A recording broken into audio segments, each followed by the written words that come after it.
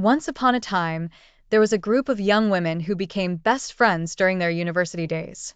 They lived together in a cozy dormitory in a fancy neighborhood in Khartoum. These friends were as close as sisters, always helping each other out and making the most of their student life, even though their studies were tough. They acted as a reference for other students, always ready to answer questions about the day's schedule, transportation, and just about anything.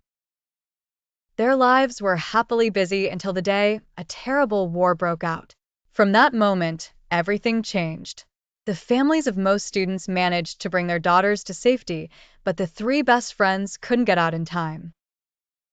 They were stuck, hoping for a miracle to help them escape.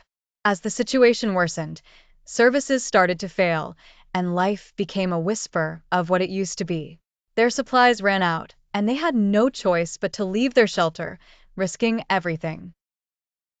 At noon, the young women wrapped themselves in their traditional robes, exhausted and weary as they approached the nearby checkpoint. They witnessed some dangerous men who had taken over a nearby building, laughing as if it belonged to them.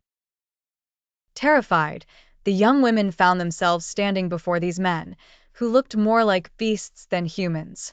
One of the girls, full of respect and hope, managed to speak to them, hoping for a shred of decency. But these men didn't care.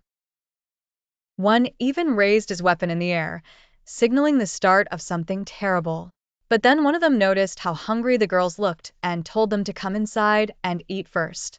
Somewhat relieved and thinking they might be safe, the girls followed him into the building. Two of the friends moved forward, but the third hesitated. In a brief moment, she saw the reality. They were walking into a trap.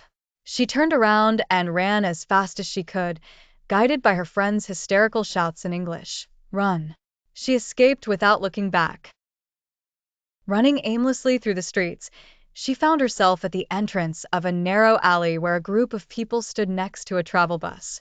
They immediately understood her distress and took her in, with one woman embracing her like a mother. The young woman was taken to Madani, where the family that sheltered her noticed that something was off. She would tell everyone her story repeatedly, her speech becoming more and more rapid. Her hosts hurried to complete the paperwork to reunite her with her family abroad.